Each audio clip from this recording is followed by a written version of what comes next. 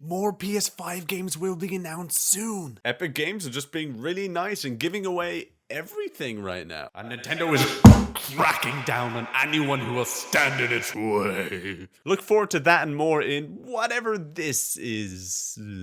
Hello, and welcome. My name is Garrett Clark. Today is the 19th of May, 2020. And we have how many stories today? 3 stories. First story. The Sony CEO says that PS5 games will be announced soon. This is the headline by Joe Screbbles over at IGN. Speaking as part of a corporate strategy for Sony, CEO Kenichiro Yoshida, according to Bloomberg's Takashi Mochizuki, we will soon be announcing a strong lineup of PS5 games. Now, there's been a lot of speculation about Sony doing an event in June if the rumors are true, but Sony itself has only shown us bits and pieces like, remember the PS5 controller? And Mark Cerny showed off a bit of hardware at that one time. Yeah, those 2 times were pretty cool. Now, this is obviously in comparison to Xbox, who's had a more open, focused, and consumer approach. And it's staggeringly clear the difference between them, though it makes sense in Microsoft's position that they're going to be more consumer focused than Sony, who's riding up high on top. Now, in the article, Sony also outlined in a corporate strategy report the future of its game and network services department. Quote, the launch of PlayStation 5, scheduled for the holiday season of this calendar year, will deliver even more immersive experiences on a game console. Higher speed, enhanced sensory perceptions generated by its revolutionary controller. The sound delivered in 3D audio will combine to realize truly next-generation console game experiences unlike anything before. End quote. Now, we know there are no major issues for software development at the moment. They've said that themselves. But I think we're all wondering when they're going to show us something a little bit more from behind the emerald curtain that they're hiding it behind. Reveal it.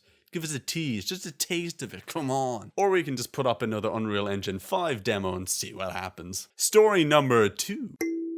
The Epic Game Store is doing keyless purchasing with third-party platforms. Green Man Gaming, Fanatical, Genbad Digital are all doing the same as Humble from last year in offering automatic purchases without any key entry. And this is by Rebecca Valentine over at gamesindustry.biz. This means that any keys that you get from third-party platforms, such as the ones mentioned, means that you just have to click on the link and it's so easy and it'll just input it for you. It's kind of like how the Humble bundle works with Steam. What's there to complain about? And through this method, Epic Games will not be getting any revenue share from purchases. Bless their sweet, sweet little hearts. We're thrilled to continue expanding our partnerships to allow for keyless purchases with third parties, said Steve Allison, the Epic Game Store general manager. Continuing to find ways to support developers and offering them ways to reach a wider audience, all while receiving a fair share, is important to us. Which reminds me of another little tidbit to mention. This tweet over on Twitter from an email from Epic. You recently placed orders from the Epic Game Store.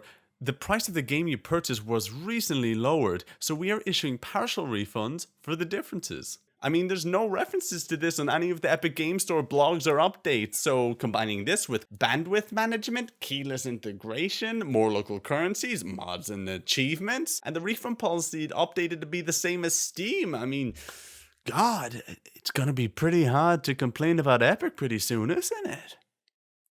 Nintendo sues the Switch hack resellers, an ongoing fight against Team Executor. The platform holder is continuing to crack down on pirated games being enabled on hacked consoles. One was in an Ohio court with Tom Dilts Jr. and the website Uber Chips that he allegedly runs. And the other's in the Seattle court against the anonymous defenders behind 9 different websites. Now, they're pretty much the same lawsuit, saying they, quote, offered to the public devices the sole purpose of which to hack the Nintendo Switch video game console in order to allow people to play pirated video games. Now, Nintendo's claiming that the products the defendants are selling are from the ongoing group Team Executor, an anonymous hacking group that produces the SXOX and, quote, accompanying piracy tools that install it. Uber Chip said, well, we intended no harm at selling pre-orders of this product, and is starting processing refunds for pre-orders. Now, this is the continuation of a long series of events going back a while when Nintendo says, hey, don't do that to my console, it's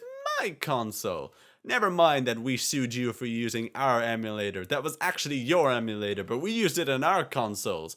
So that means that we can sue you for using the emulator, right? Ha! Thank you for listening. If you have any suggestions or just want to leave a comment down below, or you can also just follow the links to any of the socials to get in touch. Like and share this video and subscribe if you're not subscribed. Stay safe and stay aware.